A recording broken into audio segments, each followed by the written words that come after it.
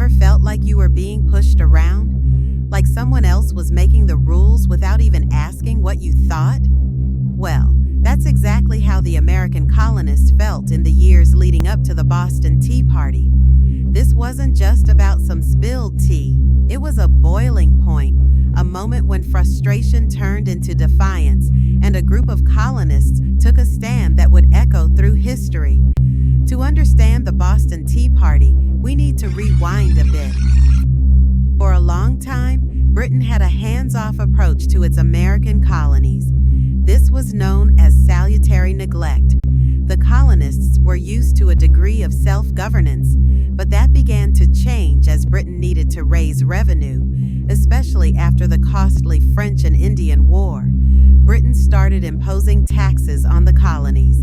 The Stamp Act of 1765 was one of the first major ones. It taxed all sorts of printed materials, but the colonists protested loudly, arguing they shouldn't be taxed without having representatives in British Parliament to speak for them.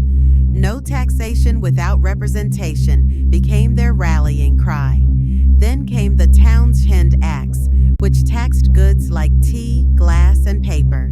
Again, the colonists resisted.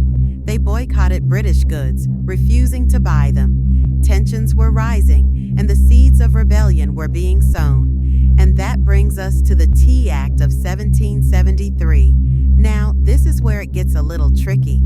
The Tea Act actually lowered the price of tea. So, what was the problem? The colonists saw it as a sneaky way for Britain to assert its control. It gave the British East India Company a monopoly on tea sales in America.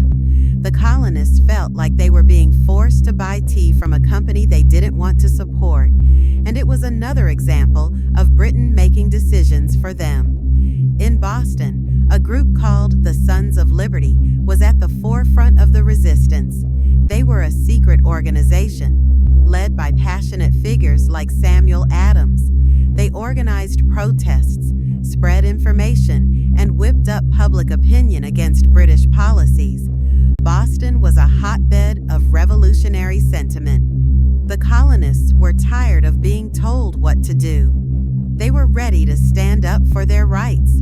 You could feel the tension in the air, a sense that something big was about to happen. And then came the night of December 16, 1773. 3 ships loaded with tea, the Dartmouth, the Eleanor, and the Beaver, sat in Boston Harbor. The colonists had demanded that the tea be sent back to England, but Governor Thomas Hutchinson refused. That evening, a group of colonists gathered at the Old South Meeting House.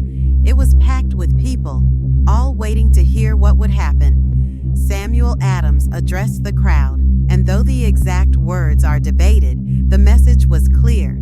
Action was needed. What happened next is legendary. A group of men, dressed as Mohawk Indians, emerged from the crowd. They weren't really Native Americans, of course. The disguise was symbolic. It was a way of showing they didn't identify with British rule. With shouts and war whoops, they marched to the harbor. They boarded the 3 ships, and over the next 3 hours, they systematically destroyed the tea. They didn't steal anything else. They didn't damage the ships unnecessarily. Their target was the tea. In total, they dumped 342 chests of tea into Boston Harbor. That's thousands of pounds of tea, worth a fortune in today's money. It was a bold and defiant act, carried out with remarkable discipline and organization. Britain's response was swift and harsh. They passed a series of laws known as the Intolerable Acts, or Coercive Acts.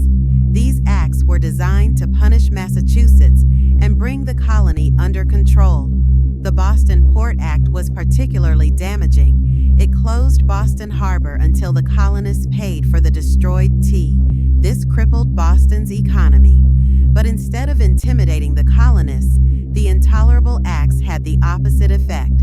They united the colonies against Britain like never before. The Boston Tea Party had lit the fuse. It set the stage for the American Revolution. Events like Paul Revere's Ride and the battles of Lexington and Concord soon followed. The colonists had shown they were willing to fight for their freedom. The Boston Tea Party was more than just a protest. It was a turning point in American history. It was a powerful demonstration of colonial resolve, a refusal to be oppressed. It showed the world that even a small group of determined individuals could challenge a mighty empire. The courage and defiance displayed that night in Boston Harbor helped to ignite the flames of revolution, ultimately leading to the birth of a new nation. So, the next time you hear about the Boston Tea Party, remember it wasn't just about tea. It was about freedom, self-determination, and the enduring power of standing up for what you believe in.